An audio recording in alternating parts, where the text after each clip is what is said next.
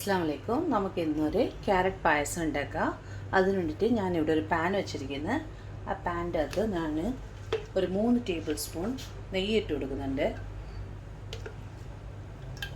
ചട്ടി നന്നായി ചൂടായിട്ട് വേണം നെയ്യ് ഇട്ട് കൊടുക്കാൻ.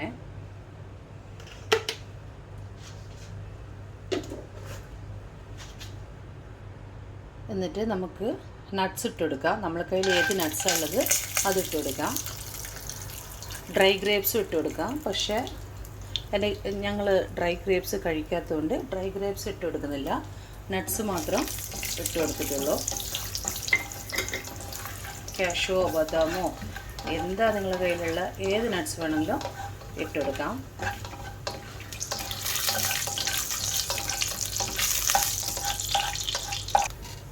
എന്നിട്ട് ഇത് വറുത്ത് വന്നപ്പോഴേക്കും നമുക്കിതൊന്ന് എടുത്ത് മാറ്റാം.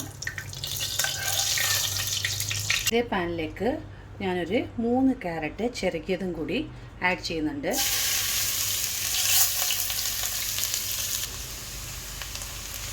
എന്നിട്ട് ഇതിൻ്റെ ഒരു പച്ചമണം പോകുന്നത് വരെ നമുക്ക് വഴറ്റി കൊടുക്കാം.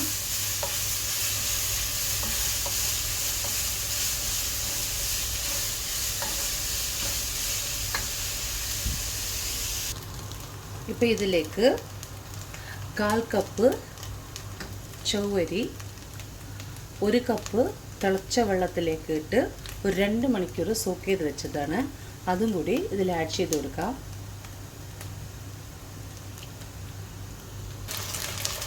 ഇത് ഒരു 2 മിനിറ്റ്സ് നല്ലപോലെ വഴറ്റി കൊടുക്കാം.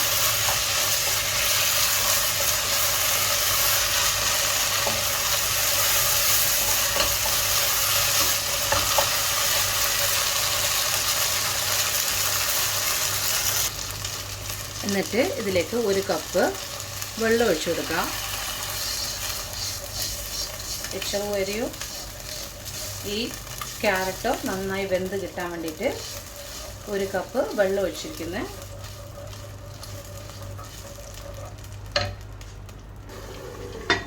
അടച്ചു വെച്ച് ഒരു 5 മിനിറ്റ് നമുക്ക് വേവിക്കാം. അപ്പോൾ നമുക്ക് ഓപ്പൺ ചെയ്ത് നോക്കാം. നല്ല ക്രീമായിട്ട് വന്നിരിക്കുന്ന ക്യാരറ്റ് നന്നായി വെന്തിരിക്കുന്ന. ഇപ്പോൾ നമുക്ക് ഇതിലോട്ട് 1 കപ്പ് പഞ്ചസാര ഇട്ട് കൊടുക്കാം. ക്യാരറ്റ് വേവാതെ പഞ്ചസാര ഇടരുത്. അപ്പോൾ 1 കപ്പ് പഞ്ചസാര ഇവിടെ ഞാൻ ആഡ് ചെയ്ത് കൊടുക്കുന്നുണ്ട്. വേണമെങ്കിൽ വീണ്ടും കുറച്ച് കഴിഞ്ഞിട്ട് ഇട്ട് കൊടുക്കാം. ഞാനിപ്പോൾ 1 ലിറ്റർ പാലാണ് ഇതിൽ ഒഴിച്ചു കൊടുക്കാൻ പോകുന്നത്. ഇത് നന്നായി ഡിസോൾവ് ആണോ. എന്നിട്ട് ഇതിലേക്ക് ഒരു നുള്ളു ഉപ്പും കൂടി ആഡ് ചെയ്ത് കൊടുക്കാം. എന്നിട്ട് നന്നായി മിക്സ് ചെയ്ത് കൊടുക്കാം.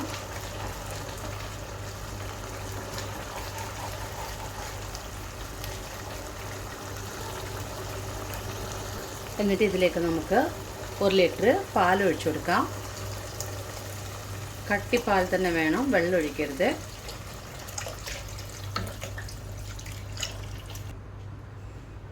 എന്നിട്ട് നല്ലപോലെ മിക്സ് ചെയ്ത് കൊടുക്കണം.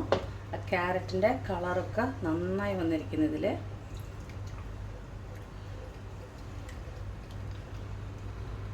എന്നിട്ട് ഇതിലേക്ക് ഒരു 3 ഏലക്ക തട്ടിയതും കൂടി ആഡ് ചെയ്ത് കൊടുക്കാം. നിങ്ങളുടെ കയ്യിൽ ഏലക്ക പൗഡർ ഉണ്ടെങ്കിൽ അതും ഇട്ട് കൊടുക്കാം. എന്നിട്ട് നന്നായി മിക്സ് ചെയ്ത് കൊടുക്കണം. നല്ല തിളച്ച് വരുന്നുണ്ട്. ലോ ഫ്ലെയിം ആക്കിയിട്ട് നല്ലപോലെ ഇളക്കി കൊടുക്കണം നമ്മൾ.